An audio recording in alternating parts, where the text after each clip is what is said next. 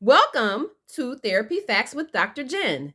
Today we're talking about the Kirk Franklin interview and the Kirk Franklin documentary. Point number 5 is after forgiveness comes boundaries. So, we've been talking about the gap between what we need and what we get from our parents. We talked about secrets and lies. We talked about processing, grieving, and forgiving. So, the forgiveness part is essentially you deciding or a person deciding to cancel a debt owed to them by someone else. Sometimes canceling the debt comes easier when someone tells the truth and apologizes and means it. That is the best circumstance we can ask for when it comes to being able to forgive someone. And then if we have a little bit of accountability where the person tries to make amends, that's even better. However, very frequently, we have a circumstance where we need to, for ourselves, we need to forgive without ever getting an apology, any accountability, and certainly no amends making. Now, that's challenging because we often look at forgiveness as a gift that we give to someone else. However, holding a grudge against someone else is like taking poison and hoping the other person will die from it. And so forgiveness is the opposite, where we decide to we decide to set ourselves free from the poison of the experience that brought on the need to forgive or hold a grudge in the first place. Oftentimes we hold a grudge or we don't forgive because some part of us believes that we are responsible for the thing that happened to us. And we want that person to free us from that guilt or shame. However, when we realize that we were not responsible in any way for our experiences, and so in the Kirk Franklin's case, he was not responsible in any way for his parents being unavailable to him. There was nothing broken, bad, not lovable, or any of that as a reason that they were not available to him. They were not available to him because of their own experiences, their own circumstances, their own traumas as the children they were when he was born.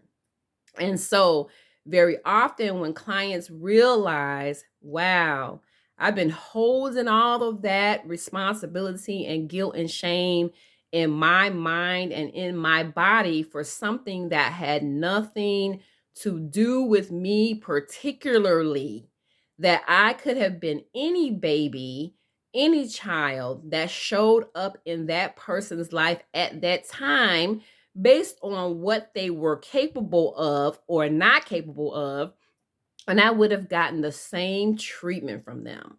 Wow.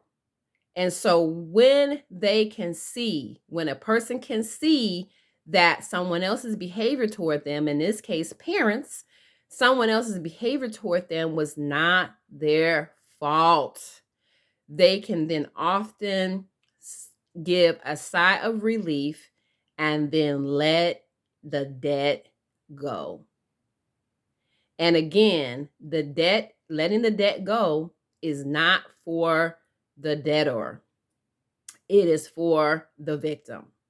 And so being able to let the debt go is one part of the equation.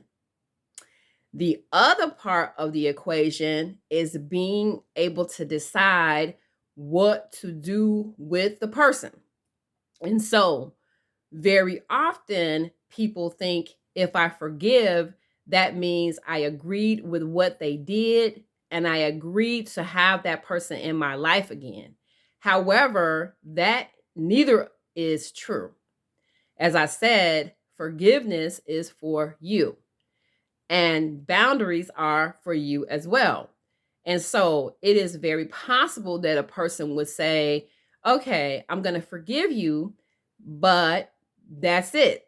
You don't have the capacity to give me the type of relationship that I'm looking for. So we'll just keep it civil and cordial, but we won't keep it close. And that's okay too, because if you decide to forgive a person's debt, you do not have to put yourself in a position to get into debt with them again. That doesn't make sense.